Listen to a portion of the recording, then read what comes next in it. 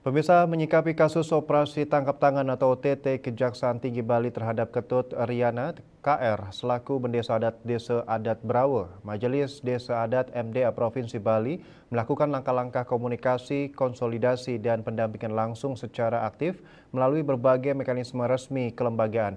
Bahkan rapat yang menghasilkan pernyataan sikap tegas telah dikeluarkan MDA Provinsi Bali.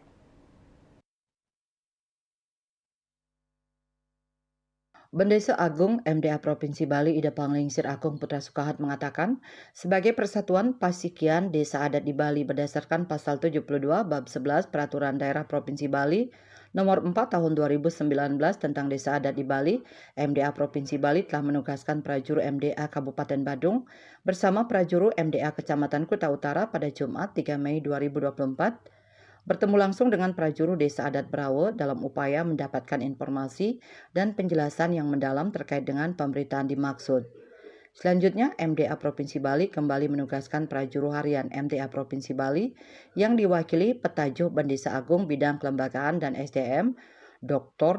Andes Imadewena MSI, Petajuh Bendesa Agung Bidang Hukum dan Wicara Adat Dr. Dewa Nyoman Rai Asmara Putra SHMH dan Petajuh Penyarikan Agung Imade Abdi Negara didampingi oleh PLT Bendesa Madya MDA Kabupaten Badung, Bendesa Alitan MDA Kecamatan Kuta Utara untuk melakukan pertemuan dan pendampingan terhadap prajuru Desa Adat Brawe pada Sabtu 4 Mei pukul 9 sampai 11.30 WITA bertempat di Balai Banjar Brawe.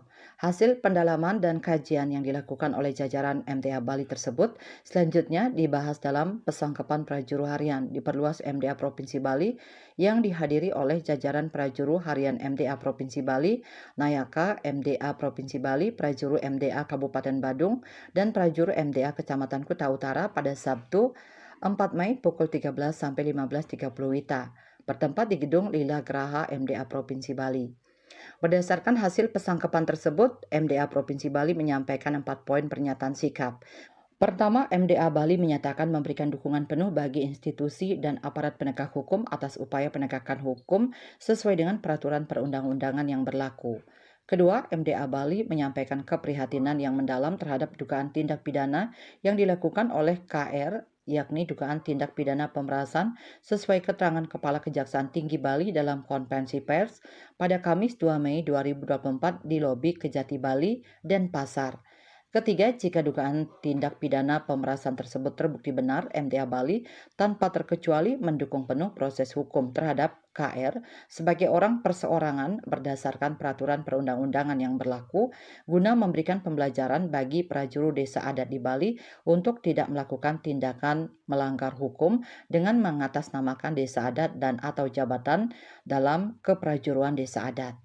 Poin keempat, MDA Bali melalui prajuru MDA Provinsi Bali, prajuru MDA Kabupaten Badung, dan prajuru MDA Kecamatan Kuta Utara berkomitmen penuh untuk mendukung serta mendampingi prajuru dan krama Desa Adat Brawe dalam upaya mempercepat konsolidasi kelembagaan, memastikan kelancaran kegiatan administrasi dan kegiatan desa adat lainnya, memastikan pemerintahan desa adat serta kegiatan pelayanan kepada krama Desa Adat Brawe berjalan baik. Winata Bali Post melaporkan.